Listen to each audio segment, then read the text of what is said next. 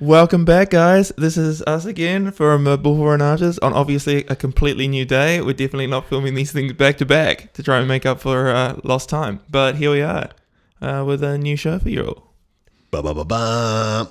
Bum. And which movie we're going to do today? We're going to do... The Irishman. Oh, whoop whoop. We're going to watch some cinema, ladies and gentlemen. Proper cinema. No superheroes anywhere. And... what is it? A classic in the making? I'm hoping so. I mean, like, let's be fair. We've been meaning to do this one for a while, and like, it's been out on Netflix for a few weeks now. And every day I open Netflix, and it's there taunting me. It's right in the it must be Netflix's biggest thing ever. The thing is, I'm not even letting myself let the trailer play. Like, it's been like a huge test of self will and self control here, because I've been, as soon as I heard this thing was announced, I've been like excited for it. I don't even care about like how good the anti-aging shit is that people have been talking about. Like, that's a big part of it that people are always talking about. I don't care. I just want to see Martin Scorsese making a gangster film with Joe Pesci and Robert De Niro and just all the names. Al Pacino. Al Pacino's in there. You just took your breath away. Yeah. It's just like just Joe Pesci. I just lost it. I just wanted to hear Joe Pesci be like, fuck yeah. And it's like Joe Pesci Italian sound. I am so excited to watch this movie. Like, as you said, we've been waiting. Like, this one was on the list as soon as we started doing these podcasts. It's like, there was a few on there. One 1917. Yeah. This one. So, and then it came out, and I was very busy at the time, and man, it's just like, it's just been sitting there taunting me for 2 weeks. Yeah, but we've held off. We haven't watched, like, even the other day, like, someone was about to play the trailer, and we were like, blah, blah, blah, blah, blah, blah, exactly. So we were like coming into this thing free, and I don't know how we've managed to so far, but I mean, it is kind of like, I think the good thing about like it being on Netflix is that it, not everyone feels the need to watch it straight away. Like when it's in the cinema, it's like, oh, we gotta go. It's in the cinema. It's gonna get like taken off, and then yeah. And here it's just like, oh yeah, no, I'll watch it whenever. It's also an insanely long movie in this day and age, like 3 hours, even in any day and age. Like, how long was like Ben-Hur? That shit was about 3 hours. To Gone with the Wind, is that like 3.5 to something? Those are the longest movies I can think of. What is it like? Once Upon a Time in America is a very long. America, yeah, like an epic. Yeah. That's a good movie too. 3.5 hours. I think the main complaint is the length. So far, I've been hearing like a lot of people's like, "Oh, it's pretty damn long. It could have been shorter." That's what she said. Sorry, just got to drop that. Been watching The Office too. I told you that in confidence. Excuse me. Sorry, guys. Now you guys know. No, like, yeah, I've heard that from some friends too. So yeah, I mean, like, to be honest, I'm interested to to see how that translates as too long, because that's the same thing I had feelings about what's his name, Tarantino's Once Upon a Time in Hollywood. Like, I heard it or seen it a few times where a director's at a point where he feels like they haven't got anyone telling him or her that they need to cut shit from their film to get it like more concise or a shorter runtime. I feel though with like Scorsese, that's been like that for a while though. I guess so. Like The Godfather's pretty damn long. And he grew up like with quite like a little bit more in the indie, like independent kind of scene than he did really in the blockbusters. Right, like they didn't even have superhero films back then. Well, that's don't bring that up near Marty. I was like, it's a superhero in the room. Oh shit. You know that he was attached to actually direct Joker?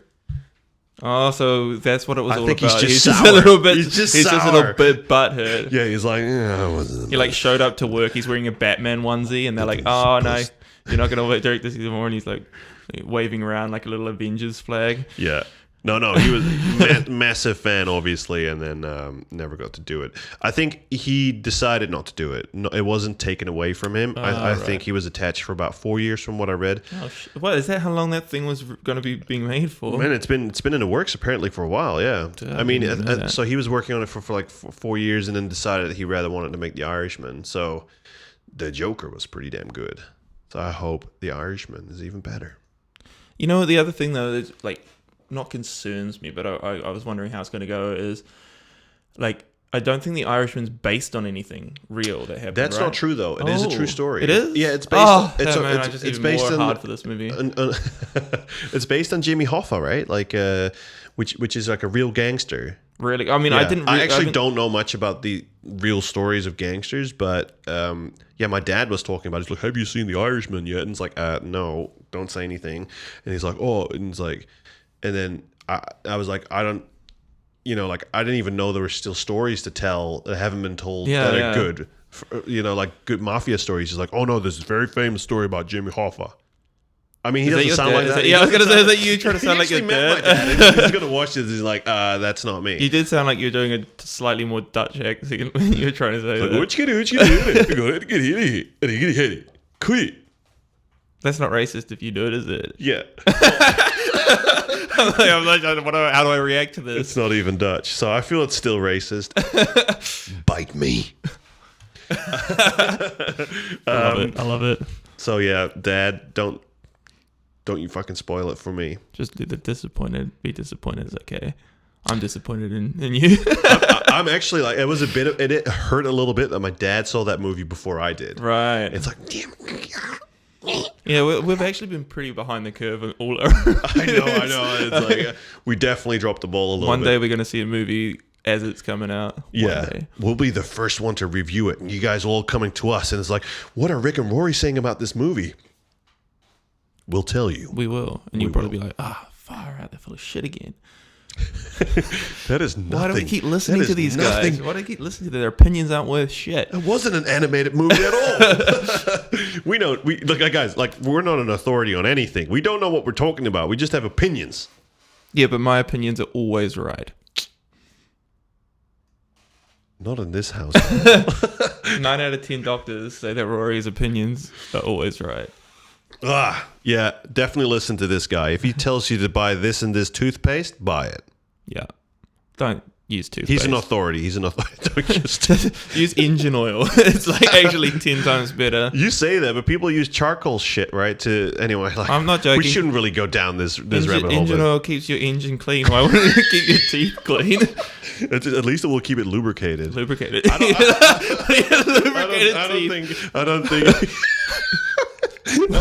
don't think you need any more mouth lubrication at this point. You can never have too much mouth lubrication, as they say somewhere out there. That's what she said. Wow.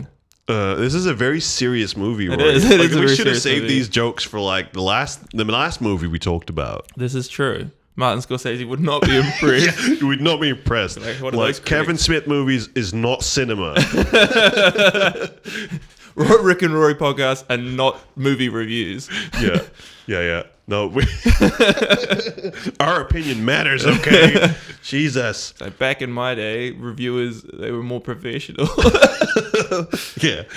That was 150 years ago, Marty. Like we're living in everyone is an authority these days. It's about sound bites, Marty. It's about sound bites. Yeah. We're gonna say thumbs up. Like, are you not entertained? Oh yeah, we fucked that one up. Yeah, I wasn't sure what we were going for. We were supposed to be doing knuckle bumps. Okay. This is very scripted, as you can tell. Yeah. No, we talked about this. It's like at some point. 3.5 hours. What are we getting into? And to be honest, like I'm actually excited that this is just something that we can pop into the living room, sit down, watch it, come back, and just wrap this thing up. Yeah. Share our opinions. It's kind of what we did with Mandalorian, and I really enjoyed that little process. Although this is a 3.5 hour movie process. Yeah, we're gonna walk in here like I'm gonna be half asleep. You're rolling out of my face. How big are the chances we're gonna make it all the way through? Oh, 100% I'll make it. I mean, I don't believe that Martin Scorsese can make a film that won't be entertaining to me. No, I know, but 3.5 hours, it's just like, I'm used to 10-minute YouTube clips, you know what I mean? Right. Or even shorter when it's on the red... No, wait. Nice. Nice. Well, you know what? Every 10 minutes, I'll let you send a tweet. I could connect to the internet. You could connect to the internet and read like a Trump tweet or something. And then, like, what? Don't tell people this. I'm not a Trump tweeter, dude. I don't even have Twitter. I don't know what you do with your You do actually know what I do with all my spare time. This guy's just talking. Man, I don't believe that you can't sit through a 3.5 hour movie. You could sit through 3.5 hours of waiting for a rocket to launch. That was tough. That was 48 hours of waiting. Yeah, man. That was the patience. I definitely was not feeling like it. It's like, fuck, why did I do this? Why did I fly all the way out here to watch a rocket not launch, then come back the next day and maybe it's gonna launch in the heat, just dying. What should we do? Should we watch the trailer? We probably should. Like, I don't have too much to say before watching the trailer because I literally have not seen anything. This is probably the film I know the least about going into it, which is weird considering how long it's been out and how long it's been talked about before it came out. It's very not been spoiled. That's kind of good. Yeah, like normally someone's talked about, like, you know, especially if it's got visual effects in it, a lot of people talking about that. Like I have heard about the de-aging, so I know they're playing younger at some. That's one thing I know about it. Actually, I've seen a lot of this because it was being done at ILM, and I don't know a lot about the story, but it does look really good, and even everyone working on it, they were quite positive about it. It was a really smooth process. They said skin smoothing. Smooth process. Yeah. Visual effects humor for you. But the one comment, and my dad brought this up as well, it's like, because we know what these guys looked like 25 years ago. Right. Like, if you really compare it to what they looked like then, and then the de-aged version in the movie, there's a discrepancy. Well, I'm also assuming that, like, you can de-age the look of his face, but when he's hobbling around screen like an 80-year-old man, like how much? Well, I know that they've done tummy tucks and all that kind of stuff, but you're right. Like, you can't really, like, change his real. Like, and it's like now he's just doing it with a baby face. Wait, what scene is this one? Which movie were you watching? That was him hitting from his trailer to the set. All right. Well, okay. So I'm sure he's still very agile. And I think they keep their mouth, expressions and eyes and all the emotions. So, like, if he has a little quiver lip, like. Yeah, but it's like you said earlier about Arnie as well. Like, he was saying. You're saying Arnold Schwarzenegger was wanting his mouth to be done differently or something, but like realistically, his face starts to sag over time, and like the way the corners of his mouth they come down, and the way that affects the way it actually moves. Right? Yeah. Like your actual facial movements and things are going to be different as you age. So like you can de-age them by. I mean, I'm assuming they're just like taking away the wrinkles and like most of it, and stuff like that. But I'm assuming like. They're not going to be changing the way the performance is given. I mean that was a very conscious decision because like it becomes really hard to like they wanted to keep the performance of the mouth and the eyes, that kind of stuff, because it's also very difficult to replace. Right. Like that's always kind of what breaks a digital character, right? Like the actual facial performance. Yeah. And this is what kind of was really difficult in Terminator because they filmed the Sarah Connor now, Linda Hamilton now, and they wanted to project that facial animation back onto the younger version of Sarah, and that it just doesn't work as easily as you would think it would. You're like, oh great, we have the actual woman playing the younger version of herself, like great, but it's actually not. It's actually quite a struggle. So I think they definitely did a smart thing where they just kind of smoothed out the skin and just kind of, like fixed a bunch of proportions. Like I think they did some tummy tucks and like they probably did some facial, I don't know, like certain angles. Like probably stilts. A little bit of that turkey neck. Okay, let's watch the trailer. Oh yeah, that's right. We're going to watch the trailer. Yeah, that was... so much for there's nothing to say before the trailer. Yeah. Look at me, my opinions already aren't worth shit. And we're not going to edit that out either. Fuck, and everyone's going to know I'm full of it. It's over. They're all gone. Frank, it's time. It's time you say what happened. He doesn't look any younger there. He's looking great there. Frank, I want you to meet my cousin, Russell Buffalino. Better watch. There's a lot of tough guys around here. Did he tell you? You're not afraid of tough guys, are you? I didn't think so. I was one of 1,000 working stiffs. until I wasn't no more. You got a good friend here. You don't know how good a friend you got. Russell, he took a shine to me right away. After a while, he started giving me little things to do. I know you read a lot of things about me. I just want to say I'm sorry. I know I wasn't a good dad. I know that. I was just trying to protect all of yous. From what? You didn't see what I see, what I've been through. A friend of ours is having a little trouble. Friend at the top. Hiya, Frank. This is Jimmy Hoffa. Glad to meet you. Big business and the government is on the attack. You want to be a part of this fight? A part of this history? Whatever you need me to do, I'm available.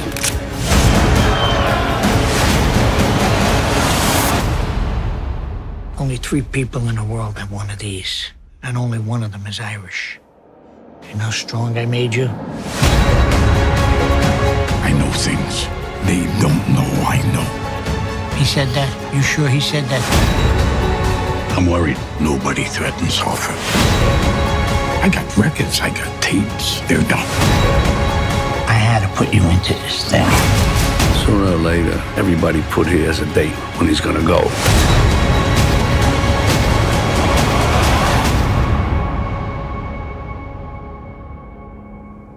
I know how you feel, Frank.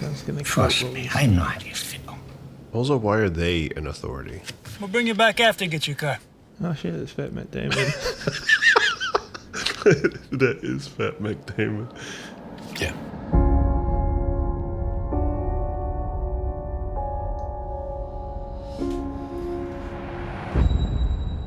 I mean, 4.5. oh. Okay. Oh, actually, no, I'll make it 4 because I've heard the comments about it being long, but everything else looks fucking great to me.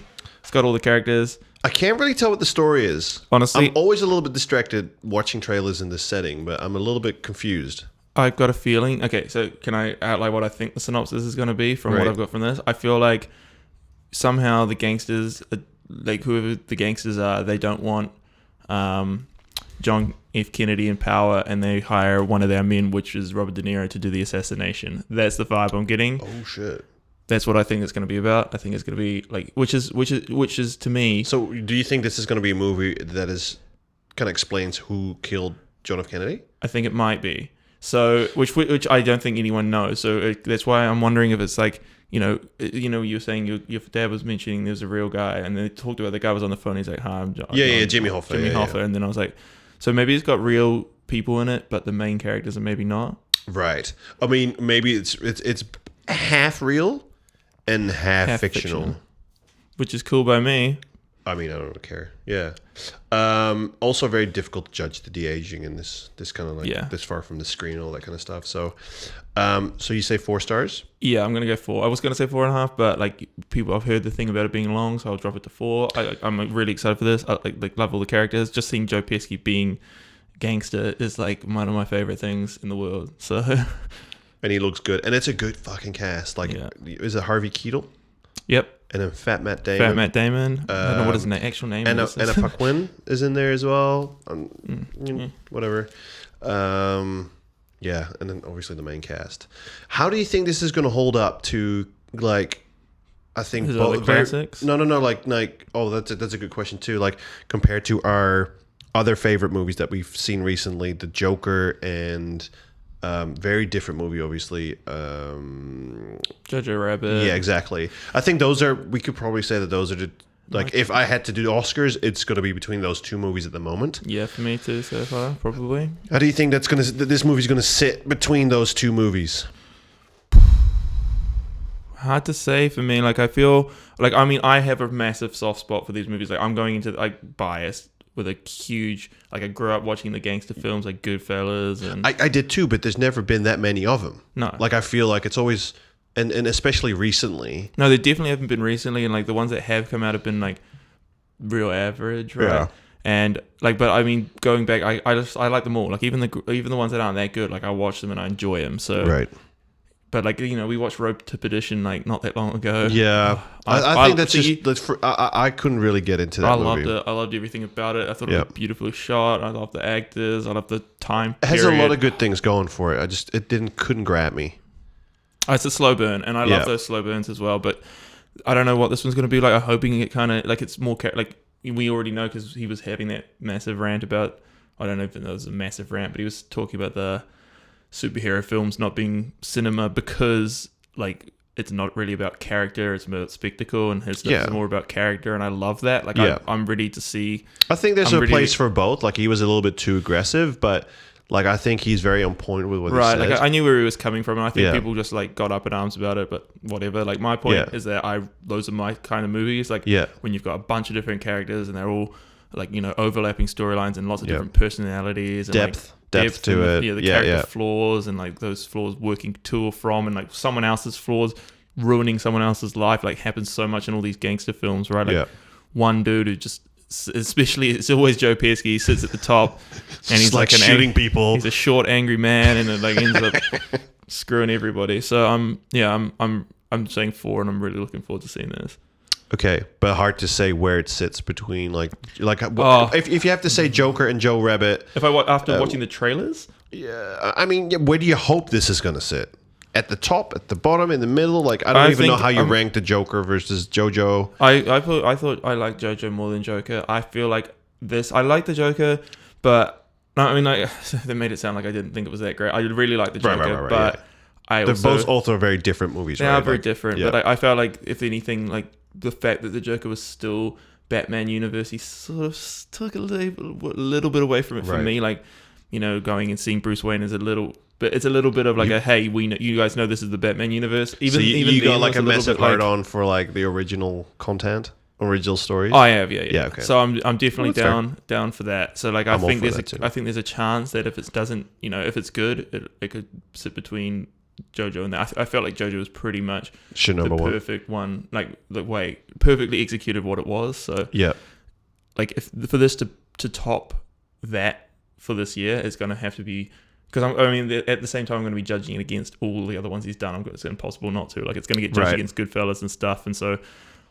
you know, it's if it can't like stand up to those, it probably drops it down a few ranks as well. So even though like those are just like holding it up to like the gods, it's like you're a mortal man, stand with these gods. Although he is one of them. That's true. The reason I'm asking, it would be super tough for me to kind of put it like, I'm hoping this is like this movie's going to be rounding out the top 3 of this year. Yeah. For now, anyway, until we see 1917 and all that kind of stuff. For me, it's more like the Joker kind of tops JoJo, although I both really love them, but they're very different movies. And for me, the Joker was always like something I wish existed, and now it actually exists, and I thought it was very well done. I'd be super interested to see where this one lands on that list. That being said, I'll give it a 4 as well. Yeah, I'll have to copy your number. Copycat. And I think we should just fucking watch it. We've talked about it enough. Dude, I'm literally like bouncing around on my kid. I've been bouncing around on my seat. Like, stop bouncing on your kid, please. Stupid little shit. I've been bouncing around on my seat like kids. A kid who's like on their way to like a theme park, and you're just like, are we there yet? Yeah. That's like me wanting to watch this film. Yet? Have we finished this podcast yet? Can we watch it? Can we watch it, please? Just one more episode. Squeal. Squeal. I was like, obviously we have a lot of like a lot of understanding of what children like. It's like bounce on them, and this is the sound they make. Okay, we'll be back after the movie. After these messages from our sponsors. Yeah, and please buy all the affiliate links shit so we get rich. That basically means we'll be straight back with a snap of the fingers because we don't have any sponsors. And don't try to become a sponsor because we don't want you. Unless you're going to give us money, in which case we want you. Yeah, of course. I mean, this is the only reason we're doing it. We don't care about your or my opinion. We just want money. I don't even want... I can't even watch movies. Like, it hurts my eyes. Do we even have Netflix? Anyway, We do. Before we get to like start, people like looking. Yeah, into no, we our- pay- we pay for Netflix, all right? we pay real good for Netflix too. Yeah. Are you paying for it too? yeah, Oh yeah, we're paying double for Netflix. Netflix, you're making a shit ton of us. yeah. We're stupid people. We're dumb. I mean, like I don't know. Anyway, peace. Out. We'll be back. Irish. A few moments later. So I guess we're back. We're back from outer space. Oh, I fucking love the thing where we just, watch it at home and And you're like rock right in here. So much easier. So much easier. Ugh. It's the future of movies and TV, man. Streaming. Yeah. Sorry, cinemas. Like you're fun now and again, but oh man, my couch is so much more comfortable. Is it actually? Yeah, it probably is. It actually is. Not probably. It is. It 100% is. 3 hours and 30 minutes later. Oh my god, that was Now long. we're going to talk about it for 3 hours and 30 minutes. I don't think I could. It's basically the entire Lord of the Rings trilogy. That's not true.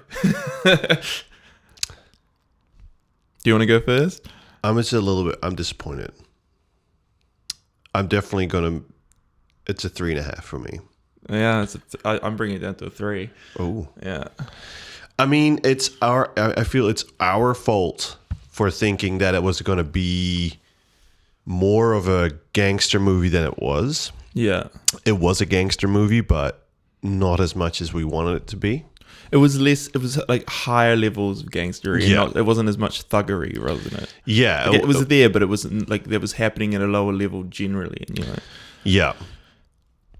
Joe I'm Pesci just didn't like- even kill anybody. I'm just like... It was just, you know what it was? It was just really slow, really involved. Like there was a lot going on. Like and a lot of it I felt was just like expecting you to know kind of what was happening Yeah. at the time. Like, I think this makes a lot of sense for my dad to watch. right. Or for someone who is my dad's age and is from America and kind of knows that kind of history, knows Jimmy Hoffa's history, knows a little bit of the American, like, unionized and the mafia and that kind of stuff. Like, a lot of this stuff went over my head. Oh, for sure, me too. It was Like, super confusing. I'm not gonna lie. Like, I like the fact, it would pop up with the little thing saying this guy, was shot here, like Yeah. this and the date, because I'm probably gonna go back and read up a bit of this. Yeah. More. Like, I'm interested. You want to know who these people are. Yeah, I want to know what Yeah. they were like, and like what was real and what wasn't, and what was speculated and what wasn't. Like what's 100% fact and what's being like conjecture. Because I feel like a lot of it is, I've got a feeling no one knows who killed Jimmy Hoffa, maybe, and like it was never Yeah, admitted to. Like it's pretty much they're pretty certain it's this guy, but nothing's been a. I mean, Jimmy Hoffa is like is a name I'm familiar with. Yeah. But it's not really. I didn't really know who he was and what he had done and what he was known for until this movie. If you ask someone like my dad, he knew. Right. Like he's Jimmy Hoffa. Like it's like Martin Luther King and Kennedy and stuff like that. This is all before our time and before a lot of people's time, to be honest. And I think ultimately, the story was actually not that interesting. I think like out of all the stories that have been told, like, okay, out of all the stories, I mean, like, I think as far as stories go, it's not a bad story, but it's just not as an exciting story as it could be. I think for me, after like what Scorsese was saying about cinema being about characters, like this was way less, like there was way less character in these characters than in other of his movies. I felt like it was way more about the overall, like the big moving pieces. Like it was about the gang's involvement with with the politics and with the unions and like all these big things that were happening. There were lots and lots of characters that were in it for a short amount of time. Pesci, De Niro, and Pacino, the only real characters that had any development, but it didn't really feel like I was on the journey with them as much as it has been in other shows, like something like Goodfellas, where you're really following the one character as like, they rise and fall. Like I felt in this one here, it was a lot less. It was more about the organizations and what was happening than the characters themselves. Like there was big jumps between timelines when someone's like arrested and you're like kind of not sure why. It's like, oh, it was fraud, and I was like, I didn't really see. We weren't shown when that happened, but we know it did, and then they went away, and then that those years go by and it flicks to them getting out pretty quick, and it's more about the whole overarching story of the trade unions and the mafia involvement with that, I think, than it was about one character's life or journey or whatever. Yeah, and I think ultimately, maybe not ultimately, but like,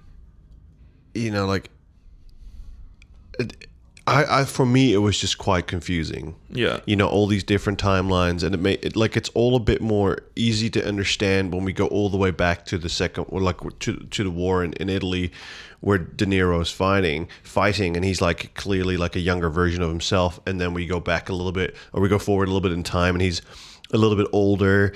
But it all got a little bit more confusing when we go back to, like, I guess the final timeline, the real timeline.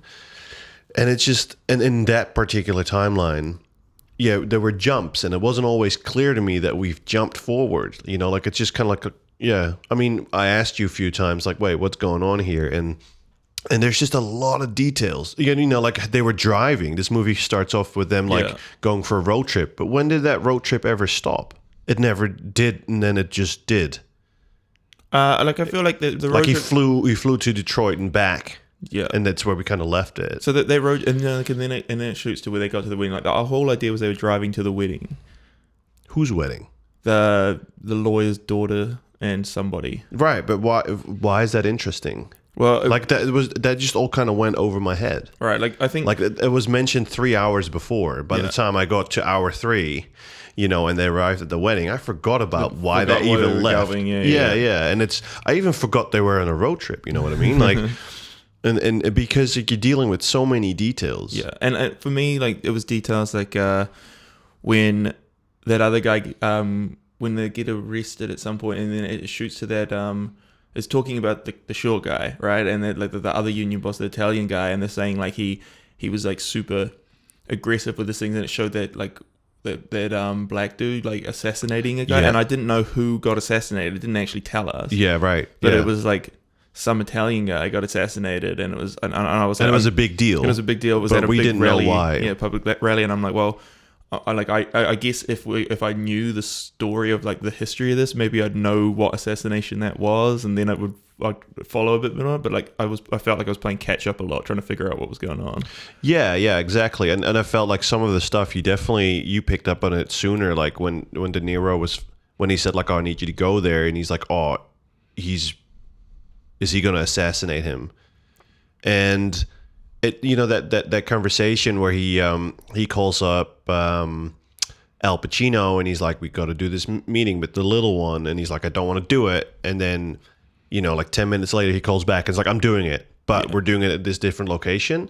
And like this all happened so quickly that I just didn't really. It went from being in Miami, like the same location where they had met before, to like, all right, I'm gonna have the meeting with this guy. I'm doing it, but it's in a different location, and it just all confused me. And it's like, why is he flying to Detroit? I like thought before it was going to be in Miami, right? Like, it just didn't, And then, I just don't. Why was his son there? Like, why did he go to the house? Like, it's all. I guess I feel like people are going to have explanations for all these questions. Yeah, I just probably missed a bunch, but it was pretty confusing. And it was hard work. That's what I say. It was hard work because there's a lot going on. You're like always trying to figure out, like, stay on track of it and like keep on top of what character's doing what and what just happened and what they're going to do next. And it's a long time to be keeping your mind that like active on what's happening. Yeah. Yeah, exactly. Like 3 hours, 3 minutes, 30 minutes is... Especially because there's a lot of slow scenes where I'm like, fighting the urge to look at my phone.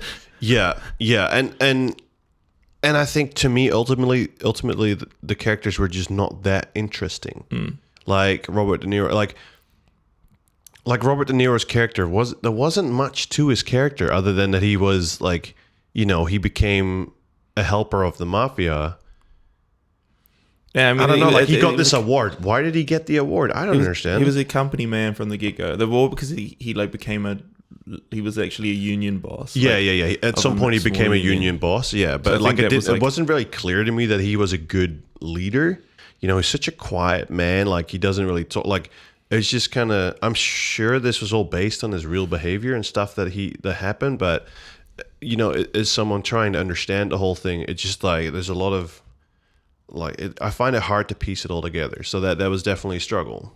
Yeah, well, I mean, and then onto the things I did like though. Like I like the fact that I feel like the whole overall point, like it was telling the story that of actual events, but I feel like the whole point going towards the end was that he was a company man. And he was trying to do the best thing for his family and trying to do the best thing for he was going to follow the orders and all that sort of stuff. And at the end of the day, he died alone and alone. He died alone by himself. Like he had no friends and his family hated him. Yeah, but was that ever? It never felt it was ever different. Yeah, he never had a good relationship with his kids. I can't really remember a scene where he had a good relationship with his wife. What even happened to the wives? They were doing a road trip with the wives. The wives all of a sudden were gone. Obviously he divorced his first wife, but then I think it was she just passed away, right? Right. Because after that murder, it's he went to prison, right, for ages, 18 years or something. But and this is the other thing. It was also it was a bit of a struggle to gauge. We talked about it a little bit during the age. I think De Niro here is about 50, and I'm I don't know, man. He kind of feels like he's 70, or how do we know? It's all because they jump into time, and then he looks really old. But is he 80? Is he 90? Is he about to die? With Pesky, you kind of really saw that he was about to die because he couldn't eat, and that was all a little bit more clear. But I felt even in the de-aging part where the flashback where he met Pesky, I already felt that they were really old when they met. Yeah. To me, it felt like they met when they were 50. So that all adds to the confusion for me. Yeah. But yeah, not to be all negative. Other positives, yeah. I really thought Al Pacino was good. Yeah. I mean, they were all they were all good. I would say none of this is it's none of it Pesky, Pacino, De Niro. It's not their best role. Yeah. But Al Pacino had really good moments. It was a lot of fun. Pesky, I like Pesky. Yeah. He was good. He was really he was a small character. He played it, controlled. Yeah. Relatively small, but there was that little bit of that, I don't know, I just like his how do you say it's the underlying simmer gangster that he is. Yeah. I thought all the acting was good. I thought that the cinematography was good too. Yep. It was really pretty. It was just so long and so slow and so many different things happening that it was hard to keep track of. I would probably, I like to go back. There's certain gangster films I like to go back and watch a lot. Not this one. I don't see me doing this one. If I did, maybe after I'd read about it, I probably will go back and do a Google search on the Irishman, real to fake to not know and stuff, and just find out a bit more read a bit about who they was in there and what was alleged and what was proven, and maybe then it'll make a little bit more sense. Well, I mean, reading up a little bit about Jimmy Hoffa is that he went missing in 1975, I think, if I remember correctly. He just went missing and they never really figured out what happened. And I think in 1982 he was declared dead, or 1992, right? Or he was just declared dead because he was never seen again. And I think it wasn't until De Niro character wrote the book, I suppose, where he claimed that he was the one that actually shot him. Until that time, it was actually never really known. There were a few claims here and there, but it was a big mystery for a long, long time, and there were assumptions. But but I think there's a lot of history there. It would be interesting to read up on it. As far as gangster movies go, I think there's there's definitely better ones out there. And I mean, as you said, I think I think visually the movie looked pretty good. I like the style. I like the back in the 60s, 70s and that kind of stuff. That was always cool. The camera work was cool. The de-aging was sometimes interesting, but most of the time it was actually quite good. Yeah, I mean some weird things, but I think the only time it sort of stood out to me was when they were like working on the car, maybe, when it was real. It was the youngest version of De Niro and the youngest version of Pesci, and they something looked a little bit like, it looked like heavy prosthetics on the face. Right, yeah, you said that, and I kind of agree. The thing is that it never looks like the CG is not good. It's just that it doesn't quite look like them, like heavy prosthetics is probably a good way of putting it. That's how it feels like it, but it still felt like it was, it was actually shot on camera that way. I never saw like, ooh, this looks like CG not doing a good job. So I think that's quite impressive, and I think moving forward, and we see more movies doing this kind of stuff, we'll get to a point where we never even have to think about that stuff. This is a very good proof of concept in that way. Yeah, I mean, I wanted this movie to be a lot better. Yeah. So I think that's why it's you're taking it down to 2.5. No, 3. 3, and I was taking it to 3.5. Yeah. I mean, I still think. I mean, I had just really high expectations, so I think it's still a good movie. It's a workout. Yeah. To sit the whole way through this movie, and I think for a lot of movies, I feel like if a lot of this stuff, a lot of these details go over my head, I think like for a lot more people, it's going to be just completely confusing. Like there's a way I'd say it is if you're a fan of like Martin Scorsese and you're a fan of gangster films and really nice cinematography, like it's probably worth watching it. But like if you aren't really into those things, then you're probably just going to get bored. You're going to be like, this is super slow, like nothing's happening, and I don't know what's going on, and I'd rather just not watch it. So, do you feel like you've been watching cinema then? Is this what you think cinema should be? I mean, yeah, I do actually. Like, for me, I still want to see something like beautiful shots, and I like to see a story. Like, I mean, this one here was really hard for me to follow. I like it. It was kind of about some like real things, a little bit fictionalized as well as I guess in things that we don't know for sure. But like, yeah, I don't know. I'm not. I kind of like. I went 3 hours through this with about the same amount of enthusiasm as sometimes an hour 20, like a 120-minute flick will turn me off a lot faster when it's like in Terminator, for example. Right. Like I got bored faster in Terminator even though it was shorter and more direct. Yeah. I mean, I would say that like the times, the characters were quite interesting. They were fun to watch, and there was a lot of time spent to kind of explain the characters, and I think that's definitely what I'd love to see more in movies, and I think what you could describe as cinema. Yeah. Like in that thing, I just like, sorry to cut you off, it's just like, this is, when I think of like superhero films and stuff, I kind of think that like an actor is the face of that character because that's their face, is their likeness. But I don't think there's a lot of superhero characters that benefit from the particular performance of an actor. Right. Whereas like, you get something like this, it's like, I don't think anyone could have played the version of Hoffa that like Al Pacino did, good. Like the way he has his little rage tantrums and how he classic Pacino as well. Yeah, classic Pacino, That's and how good. he just he won't let like things go. He's super arrogant. Like it was a performance more than just what he looks like. Yeah. Whereas I think like superheroes, there's not really a lot going on. It's as not far character as acting. It's not character per se. Yeah. It's like your face is. When someone sees Thor, they're like, that's Thor. Like regardless of. And it happens, right? Like Spider-Man is played by so many different people, and Batman, and because 90% of the performance is the like digi doubles, body doubles, stunt double stuff anyway, right? And CG and and I would say like obviously superhero movies, like I don't think anyone's going to argue that they have super sophisticated, complicated like stories, but I would just label those kind of movies as entertainment. Yeah, like, and I guess we could make the distinction between entertainment and cinema, but personally, I feel like something like Irishman goes even further and goes kind of like, I guess, art house, right? Which is also cinema, but like, if I like ultimately, I just didn't find it a super interesting story. Right. I think there's a lot of interesting things that happened, but it was drawn out too much. And Jimmy Hoffa, like ultimately, it just wasn't, like okay, he got clipped, because he didn't want to back down.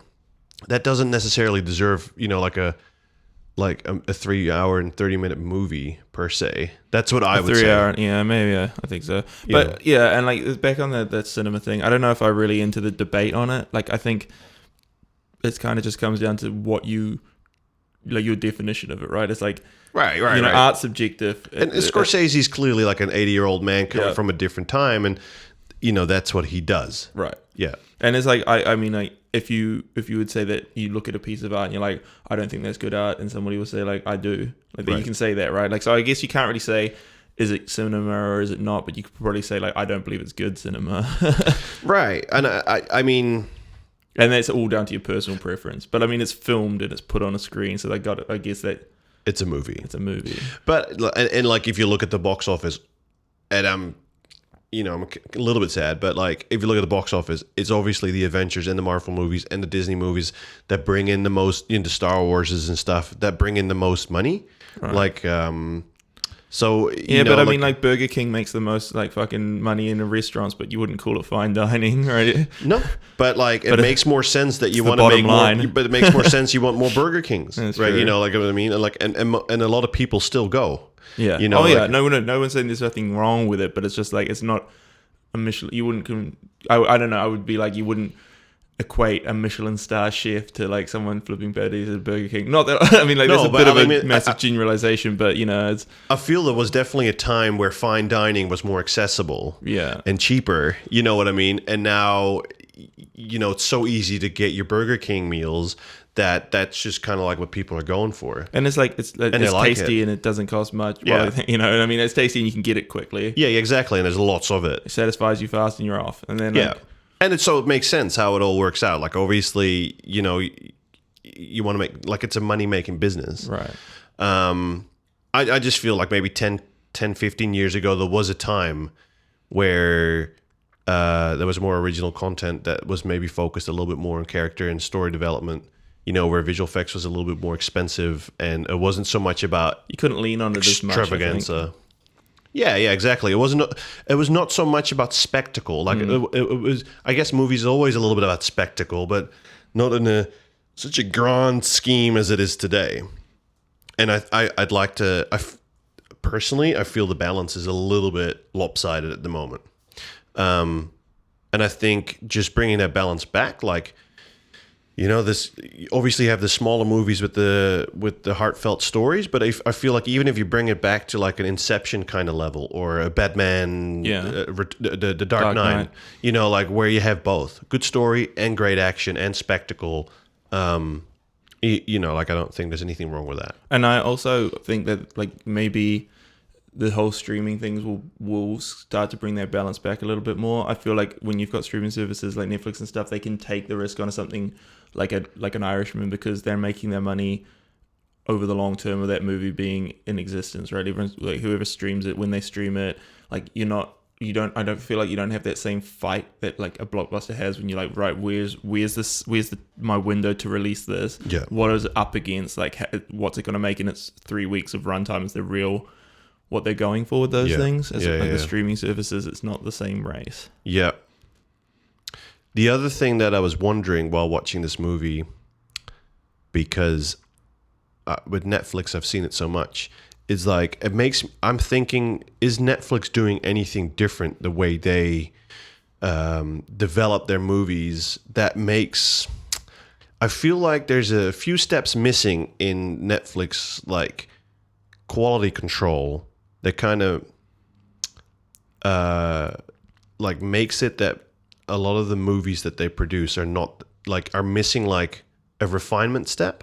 Yeah, well, what's funny? I think like Andrew Smythe of all people, Andrew like said this, and I think he's like pretty on the money with it. He said like, Netflix just chucks shit at the wall to see what sticks. And like some of it's garbage, like they just throw it all, and like some of it's good and some of it's shit. But like, what a way to let it, there's nothing really particularly bad about that. Like sometimes you get a gem, and sometimes you get full of house. But like the thing is that like I've yet to see a movie where I'm like, yes, that's job well done, Netflix. Like, no, maybe they don't. Like I can imagine that maybe they don't do. Audience screenings, before, like, or test screenings too, because I feel like if you would have screened a movie like The Irishman, I feel test screenings must have picked up on the fact that there's just a lot of information just going straight over your head. You know, like, and I'm not sure. Maybe they are doing test screenings, but I feel there's definitely a few steps missing in Netflix's stuff where it's just like relatively easy fixable things. And maybe it just shows that we need audience test screenings and that directors need a little bit of that guidance to, you know, like focus them on the right area. Maybe. I mean, I would say, you know, all these other movies are going too far the other way, where it feels like, you know, they're showing so much stuff in test screenings and so much that's getting changed that it's getting really washed away. That like vision of a movie is getting washed away before it gets out. Because some dude in a test screening is like, I think his shoes are too blue, or some shit like that. But like test screenings have been around for like decades, you know, like way before things went to shit, basically. Yeah. Or like when movies just became too generic. Like I feel generic movies more come from, you know, producer-driven movies where there's just like a lot of producers involved about like, what if we do this? What if we do that? Like we need an 8-legged, like we need a 12-legged spider in there, and also a Sandman, and like, and also we can't do this because it'll alienate these viewers. Yeah, exactly. And our like core fans, or like, you know, they're spending the most money. Yeah, people age this group to this group, and they want to see this. Yeah, no, I strongly believe in having a singular vision from a filmmaker, often the director. You know, I'm still very much for that, but I'm starting to think that like test screenings or some sort of screenings are very helpful to kind of refocus the filmmaker. I'm not sure if Netflix is doing it or not, but what it feels like it is missing to me, Netflix films, is that the extra layer or two, or extra checkpoints or two, to kind of say like, hey, your movie is just a little bit confusing, or it's a little bit too long, or you know, what's happening here or there. Like I think maybe that's what it needs. I'm not sure, but it feels like TV shows Netflix is doing a little bit better. But like I have yet to see a really successful movie. Like they've done some decent movies, some watchable movies, but they've not done anything close to raving about. Yeah, fair. I mean, I can't label one off the top of my head. I'm not sure if there's... Yeah, maybe I've seen one and I can't think of it, but if I can't think of it, it can't be like... kind of blow me out of the water. So, yeah. Yeah, no, right. yeah. I mean, I definitely think that, but sometimes that's the case in movies that aren't getting through Netflix. Like, I felt the same way about, like, Once Upon a Time in Hollywood, like Tarantino. But I feel like he probably did not screen that one. Yeah, and Hateful Eight, actually. I feel like you could. I'm not sure, but like I can also see that like Quentin Tarantino will also skip a few steps. Yeah. Like a few of those quality control steps, which are like can either be a blessing or a curse as well. Yeah, I mean, I feel like sometimes there just needs to be somebody that'd be like, hey, you know what? Like maybe if we trim this, like it's like, hey, listen, I'm a 33-year-old not from America. I'm just confused about what's going on here, or I'm confused about the age, or I'm confused about like there's not a clear difference between this time period and the time jump that we're making, you know. And I think if enough people would say that, you know, like for the filmmaker, obviously it's going to be obvious because he's been writing the script, he's been making the movie, he knows it inside out, every minute, every second. But you know, like sometimes it's just good to have a bunch of people say like, I'm confused at this point, and he can make a few, you know, like decisions that he thinks is right, that still, you know, keeps his vision alive, but makes it more obvious for everyone. And I feel like definitely Netflix stuff kind of misses that. For sure. Well, say to the people out there, it's like, did you get it? Did you understand it, everything? Were you like, hey, Rick, you fucking idiot. This is so simple. Are we the only ones confused? Can't you do 2 + 2? Or are you also like confused like as fuck, like the rest of us here? Like, what is going on? What's a Hoffa? To hear What's a Jimmy Hoffa? Is it like something is that something the kids are doing with cans of paint? I don't know. I mean, I'd love to hear some feedback on this because like I wasn't completely confused, but yeah, I'd love to hear people if they got it, if they were what they were thinking about the movie, if you were grabbed by it, if you knew a lot of stuff going in, you know, or did it all make a lot of sense to you even without knowing any backstory. I would actually be quite interested to see some of you guys' feedback on that. So shoot us a message, reply to the YouTube. And yeah, I think on that note, like and subscribe. Was that the right word? Yeah, it was. Like it and subscribe to it. I'll go like this because if anyone's watching in New Zealand, my thumb will be the other way up. Oh yeah, like it, guys. They watch it upside down for the Kiwis. Yeah, The Like- Kiwis, was that Kiwi accent? No, it's like it, bro. Hey, bro, why don't you like it, hey? No, that's racist. Okay. I didn't No, I'm try the trying to Dutch. connect- I didn't try the Dutch accent. I'm just trying to connect to your people, hey? Don't be a dickhead. Someone's been watching too much Ricky Baker. Oh no, this is Ricky Baker. We're taking your last name away and replacing it. Goddamn Taika, man. He's doing this. All right. That was The Irishman. This was before and afters. And tune in for the next one, guys. Thanks for listening. Thanks for watching. All right. Cheers. Peace. Laters.